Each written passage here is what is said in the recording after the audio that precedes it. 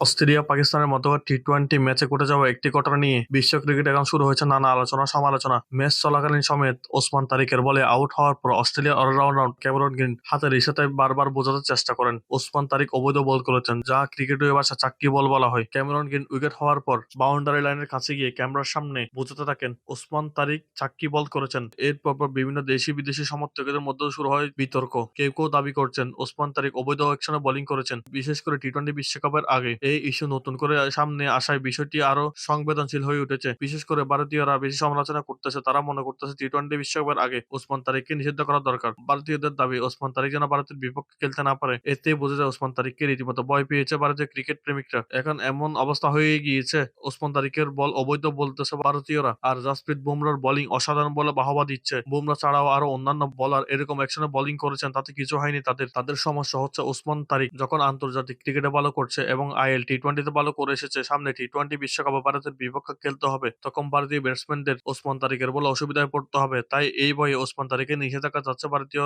Cricket সমর্থকেরা। তবে উল্লেখযোগ্য বিষয় হলো ওসমান তারিক এর আগেও বিভিন্ন সময়ে পরীক্ষা নিরীক্ষার মুখোমুখি হয়েছেন, তখন তা বৈধভাবে স্বীকৃতি পেয়েছেন। আন্তর্জাতিক ক্রিকেটে অস্বাভাবিক বা ব্যতিক্রম অ্যাকশনের বোলিং নতুন কিছু নয়। এর আগে ভারতীয় bowler Jasprit Bumrah bowling action প্রচলিত ধারার বাইরে, কিন্তু সেটি বিশ্ব ক্রিকেটে আলাদা পরিচিতি এনে দিয়েছে। ব্যাটসম্যানদের এমন অ্যাকশন সামলানো কঠিন হয়ে যাওয়ায় অনেকটা সময় বিভ্রান্তির মধ্যে পড়তে হয় ব্যাটারদের।